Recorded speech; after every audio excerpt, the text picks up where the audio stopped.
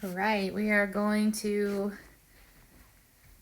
work on number 2 that says read through this one-page article, a biased source arguing that wealth inequality exists but not be much of a problem. Like the first assignment that you completed, the interactive infographic, in your notebook, again, you're going to jot down three things you learned or surprised you, 2 questions you have, and 1 key takeaway. Right, so let's go ahead and read this one-page document. It says income and wealth inequality in the United States is substantially higher than in almost any other developed nation, and it is on the rise, sparking an intensifying national debate. The 2008 global financial crisis, the slow and uneven recovery, and now the economic shock caused by the pandemic of a new coronavirus disease, COVID-19, have deepened these trends and challenged lawmakers to respond. However, some experts argue that the rise in inequality is being overstated.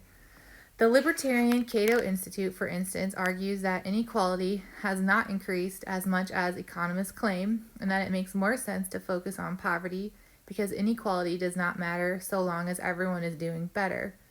The overall poverty rate in the United States fell sharply by more than 10% between 1959 and 1969, but it has since fluctuated around 12.5%.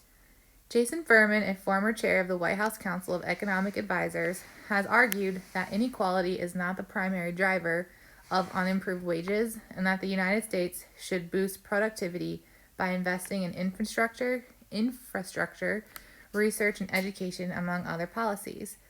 We should want to live in a society with a reasonable degree of mobility, the ability to become wealthier, rather than one where people are born into relative economic positions they can never leave.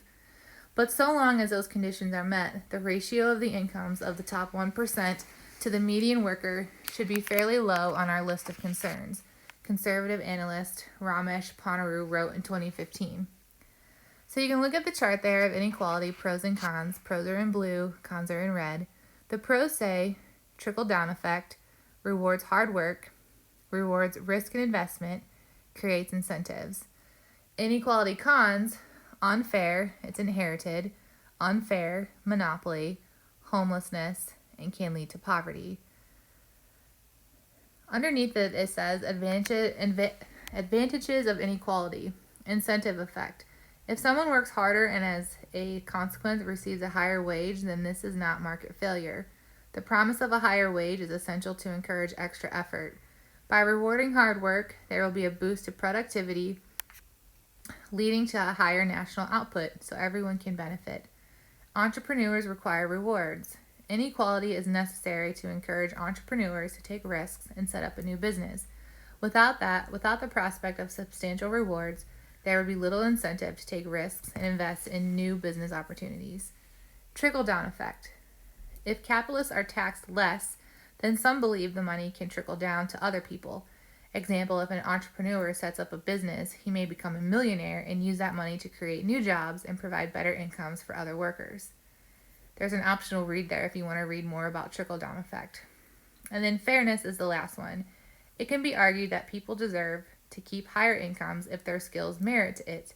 If a top football player gets paid $100,000 a week, this is a reflection that people are willing to pay that kind of money to watch him. So again, you're writing down 3 items that either you learned or surprised you. You're writing down 1 question that you have, and you're writing down a takeaway. So what did you learn from this article? And if you need to replay it, obviously press stop and replay. If you have any questions, as always, email me.